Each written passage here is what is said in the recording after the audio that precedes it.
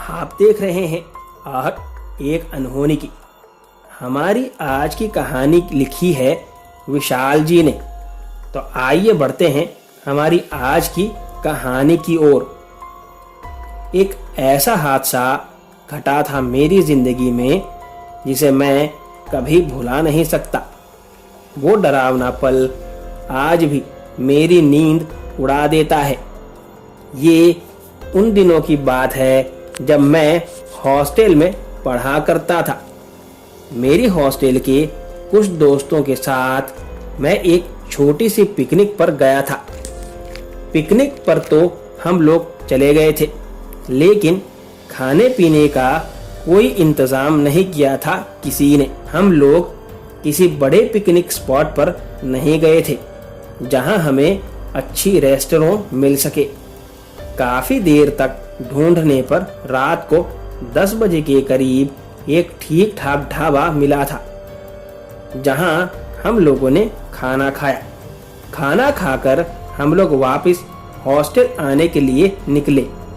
रात काफी हो चुकी थी और हमें जल्दी हॉस्टल पहुंचना था, तो ना चाहते हुए भी हमने वही वीराना वाला रास्ता चुना जहां रास्ते के एक तरफ शमशान और दूसरी तरफ कब्रिस्तान था।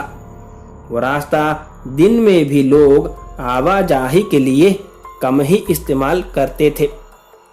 सिर्फ शमशान में मुर्दा जलाने या कब्रिस्तान में किसी को दफन करने के कामकाज वाले लोग ही वहां जाया करते थे।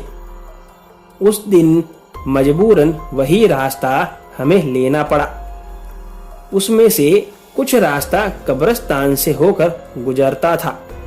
हम लोग वहां पहुंचकर एकदम शांत हो गए थे और आराम से जाने लगे। तभी अचानक हमने लाल लिबास में एक औरत को एक कब्र के पास बैठे पाया। उसे देखकर पता नहीं क्यों हमें अंदर से ही बहुत डर का एहसास हुआ और हम सभी दोस्त भागने लगे। हमारी पीछे देखने की हिम्मत तक नहीं हो रही थी।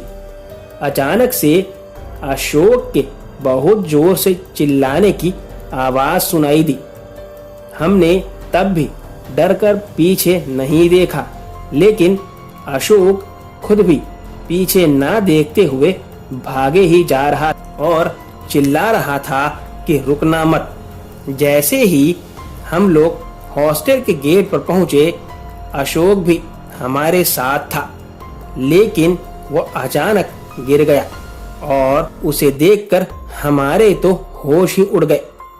उसकी पीठ आधी जली हुई थी और उसका मांस तक बाहर दिखाई दे रहा था।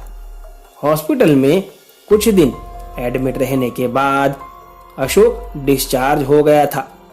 प्लास्टिक सर्जरी से वो दाग तो उसकी पीठ से जा चुका था, लेकिन वो भयानक हादसा हम दोस्तों की जिंदगी की याद में छपकर रह चुका है। ये थी विशाल जी की कहानी। अगर आपके पास भी ऐसी कोई कहानी है तो मेरे साथ मेरे ईमेल पर ज़रूर शेयर करें, जिसका लिंक डिस्क्रिप्शन बॉक्स में मिल जाएगा। आपसे फिर मुलाकात होगी अगली कहानी में। तब तक अपना ख्याल रखें। धन्यवाद।